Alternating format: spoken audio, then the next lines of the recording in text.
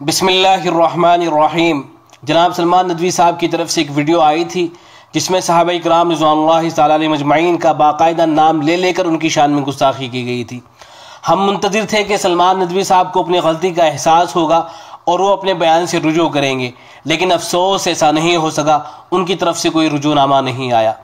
हम जानते हैं कि जमहूर अहले सुन्नत फ़ुक़हा और मुतकल्लिमीन इस बात पर मुत्तफ़िक़ हैं कि ईमान की हालत में जिस किसी को भी नबी अकरम सल्लल्लाहु अलैहि वसल्लम की थोड़ी देर की भी सोहबत मैसर आ गई और ईमानी की हालत में उसका इंतकाल हुआ हो तो वो सहाबी रसूल है, और किसी अदना से अदना सहाबी की शान में गुस्ताखी करने वालों को अहले इल्म ने ज़िंदीक़ करार दिया है। चुनांचे इमाम अबू ज़रा राज़ी रहमतुल्लाह अलैहि फरमाते हैं, जब तुम किसी शख्स को देखो कि वो किसी सहाबी की तनक़ीस कर रहा है तो समझ लो कि वो ज़िंदीक़ है, इसलिए कि हमारे नज़दीक रसूल अकरम सल्लल्लाहु अलैहि वसल्लम हक़ हैं, कुरान हक़ है, कुरान और सुन्नत हम तक पहुँचाने वाले यही सहाबा इकराम हैं। ये तनक़ीस करने वाले हमारे गवाहों को मजरूह करना चाहते हैं ताकि किताब और सुन्नत को बातिल करें, लिहाजा ख़ुद इनको मजरूह करना ज़्यादा मुनासिब है। ये ज़िंदीक़ हैं। अफसोस कि सलमान नदवी साहब ने ज़िंदीक़ों वाला काम किया है। इस वीडियो में 4 सहाबा इकराम रिज़वानुल्लाहि तआला अलैहिम अजमईन का बाकायदा नाम ले लेकर के उनको ज़ालिम, खताकार, आसी, ताग़ी और बाग़ी कहा गया है। सहाबा इकराम की शान में इससे ज़्यादा गुस्ताखी और क्या हो सकती है कि कोई शख्स उनको ज़ालिम, खताकार, आसी, ताग़ी वगैरह करार दे। और फिर यह सहाबा ही की शान में गुस्ताखी नहीं है बल्कि ख़ुद नबी अकरम सल्लल्लाहु अलैहि वसल्लम की शान अक़दस में गुस्ताखी है और पूरे दीन के ऊपर से एतमाद को ख़त्म कर देना है। इसलिए कि जब सहाबा ही ज़ालिम, खताकार, आसी, ताग़ी और बाग़ी थे तो उनके ज़रिए हम तक जो कुरान और हदीसें पहुँची हैं वो कैसे सही हो सकती हैं। नदवी साहब की इस इंतहाई गुस्ताखाना गुफ्तगू को सुन लीजिए और उनके हक़ में दुआ कीजिए कि अल्लाह रब्बुल इज़्ज़त मरने से पहले उनको तौबा की तौफ़ीक़ अता फ़रमाए। वीडियो के बाद इन 4 सहाबा के बारे में बताया जाएगा इंशाअल्लाह।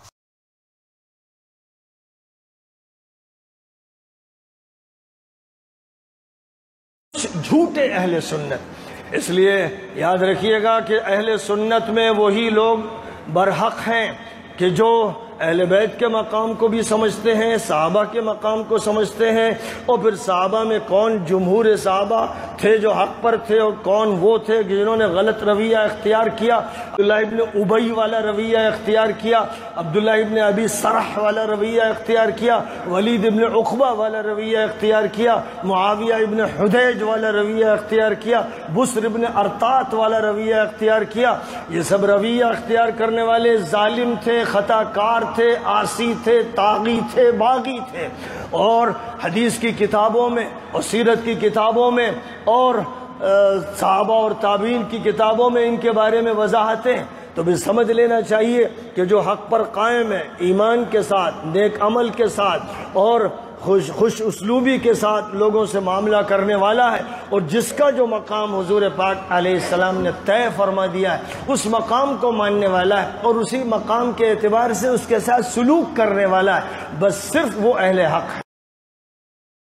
इसे सलमान नदवी साहब की चालाकी कहें यह है कि मक्कारी कि आज जनाब ने 4 सहाबा के नामों के साथ अब्दुल्लाह इब्न उबई मुनाफिक का भी जिक्र किया ताकि सुनने वालों को लगे कि जिस तरह से अब्दुल्लाह इब्न उबई मुनाफिक था इसी तरह से दूसरे हजरात भी थे, जबकि हकीकत यह है कि हज़रत अब्दुल्लाह इब्न अबी सराह, हज़रत वलीद इब्न उक़बा, हज़रत मुआविया इब्न हुदैज और हज़रत बुस्र इब्न अरतात रिज़वानुल्लाहि तआला अलैहिम अजमईन, ये चारों हजरात रसूल अकरम सल्लल्लाहु अलैहि वसल्लम के सहाबा हैं, और इन हजरात को जालिम, खताकार, आसी, ताग़ी वगैरह कहना अपनी आखिरत को तबाह व बर्बाद करना है। अब आइए ज़रा मुख्तसरन इन 4 असहाब रसूल सल्लल्लाहु अलैहि वसल्लम के बारे में जानते हैं। पहला नाम अब्दुल्लाह इब्न अबी सराह का है। इनके बारे में सियर अलामिन नुबला में अल्लामा ज़ाहबी रहमहुल्लाह ने सराहत की है कि ये सहाबी रसूल हैं, और सिर्फ सहाबी रसूल ही नहीं हैं बल्कि इनसे अहादीस भी मरवी हैं। यह हज़रत उस्मान गनी रज़ियल्लाहु तआला अन्हु के रज़ाई भाई थे। इनकी खूबियों में से ये भी है कि अल्लाह तबारक व तआला ने इनके ज़रिए से अफ्रीका को फ़तह कराया था। रिवायतों के अंदर आता है कि जब मक्कतुल मुकर्रमा फ़तह हुआ तो नबी अकरम सल्लल्लाहु अलैहि वसल्लम ने हज़रत अब्दुल्लाह इब्न अबी सराह को कत्ल करने का हुक्म दे दिया था, लेकिन हज़रत उस्मान गनी रज़ियल्लाहु तआला अन्हु ने हुज़ूर अक़दस सल्लल्लाहु अलैहि वसल्लम से इनके लिए अमान तलब की तो आप सल्लल्लाहु अलैहि वसल्लम ने इनको माफ़ फरमा दिया था।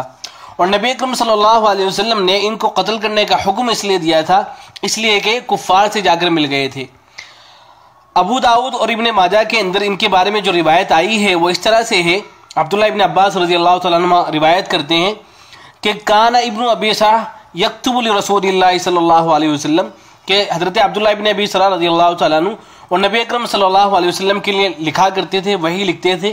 فاضلہ شیطان، تو شیطان نے ان کو بہکا دیا۔ فلحق بالکفار، تو ایک کفار سے جا کر مل گئے۔ فامر به النبی صلی اللہ علیہ وسلم ان یقتل، تو نبی اکرم صلی اللہ علیہ وسلم نے اس بات کا حکم دے دیا کہ ان کو قتل کر دیا جائے، لیکن حضرت عثمان غنی رضی اللہ تعالیٰ عنہ نے ان کے لیے امان طلب کی۔ فاجارہ، تو نبی اکرم صلی اللہ علیہ وسلم نے ان کو امان دے دی۔ حضرت عبداللہ ابن عباس رضی اللہ تعالیٰ عنہ جو صحابی رسول ہیں وہ فرماتے ہیں کہ شیطان نے ان کو بہکا دیا تھا۔ وہ سلمان ندوی کی طرح نہ ان کو ظالم کہتے ہیں، نہ خطا کار کہتے ہیں، نہ عاصی کہتے ہیں اور نہ باغی۔ یہ سلمان ندوی ہی کی جرأت ہے کہ ایک صحابی کے بارے میں اس طرح کے گستاخانہ الفاظ استعمال کرتے ہیں۔ اور پھر تفسیر قرطبی میں صراحت موجود ہے کہ قرآن مجید کی آیت ثم ان ربک للذین ہاجروا من بعد ما فتنوا ثم جاہدوا وصبروا ان ربک من بعدها لغفور رحیم، اس آیت میں تو گویا ان کی معافی کا اعلان تھا۔ تو حضرت عبداللہ ابن ابی سرح وہ صحابی رسول ہیں کہ جن کی غلطی کو اللہ نے معاف کر دیا تھا، نبی اکرم صلی اللہ علیہ وسلم نے معاف فرما دیا تھا۔ بڑے بڑے اہل علم جن کی صحابیت کی گواہی دیتے آئے ہیں، لیکن آج جناب ان کو ظالم، خطا کار اور باغی قرار دے رہے ہیں۔ اور ایک اور دلچسپ بات یہ ہے کہ حضرت علی اور حضرت امیر معاویہ رضی اللہ تعالیٰ عنہما کے درمیان میں جو جنگ ہوئی ہے، حضرت عبداللہ ابن ابی سرح نے اس جنگ سے خود کو الگ کر لیا تھا۔ وہ نہ حضرت علی کے ساتھ تھے اور نہ حضرت امیر معاویہ کے ساتھ، پھر بھی ان کو باغی کہنا آخر کس بنیاد پر ہے؟ آخر کس بنیاد پر ان کو باغی، خاطی وغیرہ کہا جا رہا ہے؟ یہ سلمان ندوی صاحب یہ بتا سکتے ہیں۔ اور پھر اللہ رب العزت نے ان کو جو موت عطا کی تھی وہ بھی انتہائی قابل رشک ہے۔ حضرت عبداللہ ابن ابی سرح کا جو انتقال ہوا ہے، ان کو جو موت آئی ہے وہ بھی انتہائی قابل رشک موت ان کو آئی ہے۔ چنانچہ واقعہ ہے کہ حضرت عبداللہ ابن ابی سرح رضی اللہ تعالیٰ عنہ کا انتقال کا وقت جب قریب آ گیا تو صبح کا وقت تھا، حضرت نے دعا مانگی اللہم اجعل خاتمۃ عملی صلاۃ الصبح، کہ یا اللہ میرا آخری عمل نماز فجر کو بنا دیجئے، یعنی میں فجر کی نماز پڑھوں اور میرا انتقال ہو جائے۔ چنانچہ ہوا بھی ایسا ہی۔ حضرت عبداللہ ابن ابی سرح رضی اللہ تعالیٰ عنہ نے وضو کیا، فجر کی نماز شروع کی، پہلی رکعت میں سورہ فاتحہ اور سورہ عادیات کی تلاوت کی، دوسری رکعت میں سورہ فاتحہ اور ایک سورت کی تلاوت کی، سلام پھیرنے کے لیے بیٹھے، دائیں طرف سلام پھیرا، بائیں طرف سلام پھیرنے ہی والے تھے کہ اللہ تبارک و تعالیٰ نے ان کی روح کو قبض کر لیا۔ تو ان کی موت بھی انتہائی قابل رشک ہے، اللہ نے اتنی شاندار موت ان کو عطا فرمائی، اور سلمان ندوی صاحب ان پر زبان درازی کر کے اپنی آخرت کو تباہ و برباد کر رہے ہیں۔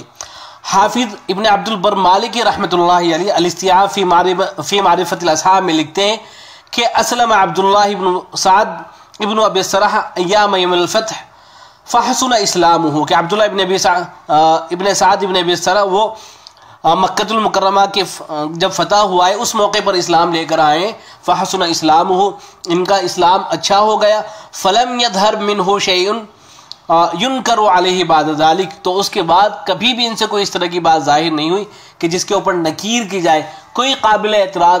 جب حضرت عبداللہ ابن ابی سرح نے اسلام قبول کر لیا تھا مکۃ المکرمہ کے موقع پر، دوبارہ سے وہ اسلام کے اندر داخل ہو گئے تھے، اس کے بعد ان سے کوئی بھی قابل اعتراض بات ظاہر نہیں ہوئی۔ ایسی بات حضرت امام نووی رحمۃ اللہ علیہ نے لکھی ہے، اور حضرت امام نووی رحمۃ اللہ علیہ نے بھی ان کی تعریف اور توصیف بیان کی ہے۔ تو یہ اہل سنت کے جلیل القدر علماء ہیں جو حضرت عبداللہ ابن ابی سرح کی مداح اور تعریف کر رہے ہیں، اور دوسری طرف یہ سلمان ندوی ہیں جو ان کی برائی کر رہے ہیں۔ اللہ رب العزت ان کو عقل سلیم عطا کرے اور ہدایت سے نوازے۔ سلمان ندوی صاحب نے دوسرے جن صحابی کی شان میں گستاخی کرتے ہوئے ان کو ظالم، خطا کار، عاصی، طاغی اور باغی قرار دیا ہے، وہ حضرت ولید ابن عقبہ رضی اللہ تعالیٰ عنہ ہیں۔ یہ ان سعادت مندوں میں سے ہیں جن کو حضرت صلی اللہ علیہ وسلم نے شروع ہی سے خدمت اسلام کے لیے منتخب فرما لیا تھا۔ سن 9 ہجری میں حضرت ولید ابن عقبہ کو قبیلہ بنی مستلق کے صدقات وصول کرنے کے لیے نبی اکرم صلی اللہ علیہ وسلم کی طرف سے عامل مقرر کیا گیا تھا۔ نبی اکرم صلی اللہ علیہ وسلم کے انتقال فرما جانے کے بعد حضرت ابوبکر صدیق رضی اللہ تعالیٰ عنہ کے زمانے خلافت میں حضرت ولید ابن عقبہ رضی اللہ تعالیٰ عنہ حضرت خالد ابن الولید رضی اللہ تعالیٰ عنہ کے ساتھ عراق میں جہاد کرتے رہے۔ یرموک کا جب معرکہ پیش آیا تو حضرت ولید ابن عقبہ اس معرکے میں حضرت خالد ابن الولید رضی اللہ تعالیٰ عنہ کے ساتھ تھے۔ سن 17 ہجری میں قیصر روم نے حمص کی طرف اقدام کیا، اس کا دفاع کیا گیا۔ دفاع کے بعد اس علاقے میں کچھ اور فوجی مہمیں روانہ کی گئی۔ عرب الجزیرہ کو جو مہم روانہ کی گئی اس کی قیادت حضرت ولید ابن عقبہ رضی اللہ تعالیٰ عنہ کے سپرد کی گئی۔ اس مہم کے بعد حضرت ولید بن عقبہ رضی اللہ تعالیٰ عنہ اس علاقے میں معمور کر دیے گئے۔ حضرت عمر فاروق رضی اللہ تعالیٰ عنہ کی وفات کے بعد بہت سے علاقوں میں بغاوت پھیلی۔ حضرت ولید ابن عقبہ رضی اللہ تعالیٰ عنہ نے ایک ایک کر کے تمام باغی علاقوں کو مطیع اور فرما بردار بنا لیا۔ سن 26 ہجری میں حضرت ولید کو کوفہ کا گورنر بنایا گیا۔ ابن جریر طبری رحمۃ اللہ علیہ ان پر تبصرہ کرتے ہوئے لکھتے ہیں کہ ولید ابن عقبہ کوفہ کے سب سے زیادہ ہر دل عزیز اور محبوب گورنر تھے، بڑے مہربان تھے، ان کے گھر پر دروازہ نہیں تھا، گویا ان کا در ہر وقت اہل کوفہ کے لیے کھلا رہتا تھا۔ حضرت ولید ابن عقبہ رضی اللہ تعالیٰ عنہ کے فضائل میں سے یہ بھی ہے کہ وہ حضرت عثمان غنی رضی اللہ تعالیٰ عنہ کی شہادت کے بعد فتنوں سے الگ ہو گئے تھے۔ حضرت علی اور حضرت معاویہ رضی اللہ تعالیٰ عنہ کے درمیان میں جو جنگیں ہوئی ہیں ان میں یہ شریک نہیں تھے، بلکہ دونوں فریقوں سے انہوں نے اپنے آپ کو الگ کر لیا تھا، جیسا کہ صحابہ کی ایک جماعت کا موقف یہی تھا۔ باقی بات چیزوں کی وجہ سے ان کی ذات کو جو نشانہ بنایا گیا ہے، خاص طور سے ابوالعلا مودودی صاحب نے اپنی کتاب خلافت و ملوکیت میں جو کچھ لکھا ہے، اور سلمان ندوی صاحب نے بھی غالباً انہی کی پیروی کی ہے، اس کے تفصیلی جواب کے لیے حضرت مولانا سید محمد میاں رحمۃ اللہ علیہ کی کتاب شواہد تقدس دیکھی جا سکتی ہے۔ مسند احمد اور ابو داود میں حضرت ولید رضی اللہ تعالیٰ عنہ سے روایتیں آئی ہیں، تو حضرت ولید ابن عقبہ رضی اللہ تعالیٰ عنہ یہ بھی صحابی رسول ہیں۔ ان پر زبان درازی کرنا یا ان پر زبان درازی کرنے والا وہ دنیا میں بھی ذلیل اور رسوا ہوگا اور اپنی آخرت کو بھی تباہ و برباد کرے گا۔ تیسرے صحابی رسول جن کی شان میں سلمان ندوی نے گستاخی کی ہے وہ حضرت معاویہ رضی اللہ تعالیٰ عنہ ابن حدیج ہیں۔ ان کے بارے میں تاریخ ابن کثیر میں لکھا گیا ہے کہ اکثر مورخین کے قول کے مطابق آپ صحابی ہیں، اور علامہ ابن حبان رحمہ اللہ نے ثقہ تابعین میں آپ کا ذکر کیا ہے، لیکن پہلا قول درست ہے، یعنی آپ صحابی رسول ہیں۔ حضرت معاویہ بن حدیج مصر کی فتح میں شریک رہے اور حضرت عمر فاروق رضی اللہ تعالیٰ عنہ کے پاس اسکندریہ کی فتح کی بشارت لے کر آئے، اور حضرت عبداللہ ابن ابی سرح کے ساتھ بربریوں سے جنگ کرنے میں شریک رہے، اور اسی دوران آپ کی آنکھ شہید ہوئی۔ سیر اعلام النبلاء میں علامہ ذہبی لکھتے ہیں کہ لہو صحبت، کہ حضرت معاویہ بن حدیج یہ صحابی رسول ہیں، لہو صحبت ان کو صحبت حاصل ہے، وہ روایت قلیلۃ عن النبی صلی اللہ علیہ وسلم، صرف صحبت ہی حاصل نہیں ہے بلکہ نبی اکرم صلی اللہ علیہ وسلم سے ان کی کچھ روایتیں بھی ہیں۔ وروى ايضا عن عمر وابي ذر ومعاویہ، اور حضرت معاویہ بن حدیج نے حضرت عمر سے، حضرت ابو ذر سے اور حضرت امیر معاویہ سے بھی روایتوں کو نقل کیا ہے۔ اب وہ حدیث بھی سن لیجئے جو حضرت معاویہ بن حدیج رضی اللہ تعالیٰ عنہ سے مروی ہے۔ حضرت معاویہ بن حدیج رضی اللہ تعالیٰ عنہ فرماتے ہیں کہ رسول اکرم صلی اللہ علیہ وسلم نے ارشاد فرمایا کہ اگر کسی چیز میں شفا ہے تو شہد کے پینے میں ہے، یا پچھنا لگوانے میں ہے، یا داغ لگوانے میں ہے، لیکن میں داغ لگوانے کو پسند نہیں کرتا ہوں۔ اس روایت کو علامہ ذہبی نے سیر اعلام النبلاء کے اندر ذکر فرمایا ہے۔ علامہ ذہبی لکھتے ہیں کہ فَإِن صَحَّ شَيْءٌ فَسَبِيلُنَا الْكَفُّ وَالْإِسْتِغْفَارُ لِلصَّحَابَةِ، کہ اگر کسی صحابی کے بارے میں کوئی ایسی ویسی بات ثابت مان بھی لی جائے تو تب بھی ہمارا کام یہ ہے کہ ہم اپنی زبان کو بند رکھیں اور صحابہ کے لیے استغفار کریں۔ یہ اہل سنت کا موقف ہے۔ سیر اعلام النبلاء جلد نمبر 3 صفحہ نمبر 39، کہ اگر کسی صحابی رسول کے بارے میں کوئی ایسی ویسی بات آ بھی رہی ہے تو تب بھی ہم اپنی زبان کو بند رکھیں گے، زبان درازی نہیں کریں گے سلمان ندوی کی طرح۔ چوتھے صحابی رسول جن کی شان میں سلمان ندوی نے گستاخی کی ہے وہ حضرت بصر بن ارطاط رضی اللہ تعالیٰ عنہ ہیں۔ ان کے بارے میں علامہ ذہبی نے سیر اعلام النبلاء میں لکھا ہے کہ بصر بن ارطاط الامیر ابو عبد الرحمن القرشی العامری الصحابی، ان کو صحابی لکھا ہے، نزیل دمشق۔ پھر آگے لکھتے ہیں کہ لہو عن النبی صلی اللہ علیہ وسلم حدیث، گویا صحابی نہیں ہے بلکہ ایسے صحابی ہیں جو نبی اکرم صلی اللہ علیہ وسلم سے حدیث بھی نقل کرتے ہیں۔ اس کے بعد علامہ ذہبی رحمۃ اللہ علیہ نے 2 حدیثیں ذکر کی ہیں۔ پہلی ہے لا تقطع الایدی فی الغزو. یہ حدیث ابو داؤد کی ہے اور اتنی اہم روایت ہے کہ حضرت امام ابو داؤد رحمۃ اللہ علیہ نے اس پر باب قائم کیا ہے. باب قائم کرتے ہوئے وہ لکھتے ہیں باب فی الرجل یسرق فی الغزو ایقطع، یعنی ایسے شخص کا بیان کہ جو غزوے کے اندر چوری کر لیتا ہے کیا اس کے ہاتھ کو کاٹا جائے گا. پھر اس کے بعد حضرت بصر بن ارطاط رضی اللہ تعالیٰ عنہ کی حدیث نقل کی ہے کہ حضرت بصر بن ارطاط رضی اللہ تعالیٰ عنہ فرماتے ہیں کہ رسول اکرم صلی اللہ علیہ وسلم نے ارشاد فرمایا لا تقطع الایدی فی السفر، کہ سفر میں ہاتھوں کو نہیں کاٹا جائے گا اگر کوئی چوری کر لیتا ہے. وہذا اسناد صحیح، اور اس روایت کی سند بھی صحیح ہے.